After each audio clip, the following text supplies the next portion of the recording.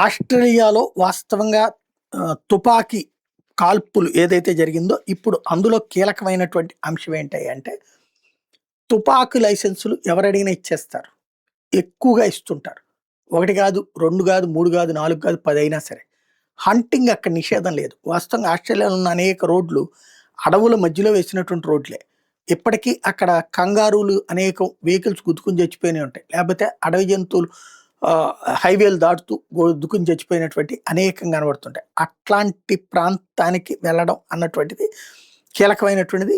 ఆస్ట్రేలియాలో తుపాకులు అన్నటువంటిది చాలా సహజ సిద్ధంగా లభిస్తాయి. అది చట్టబద్ధంగానే తీసుకుంటారు. కానీ దుర్వినియోగం చేయకూడదు. ఇప్పుడు దుర్వినియోగం చేయటం అన్నటువంటిది, తండ్రి చచ్చిపోతే కొడుకు ప్రస్తుతం పోలీసుల చేతిలో ఉన్నప్పుడు తేలుతున్నటువంటి అంశం ఏంటంటే, అతని దగ్గర బాంబులు కూడా ఉన్నాయి. అతను ఐఎస్ఐఎస్‌కి సంబంధించినోళ్ళు, వీళ్ళిద్దరూ తండ్రి కొడుకులు అన్న విషయం తేలింది.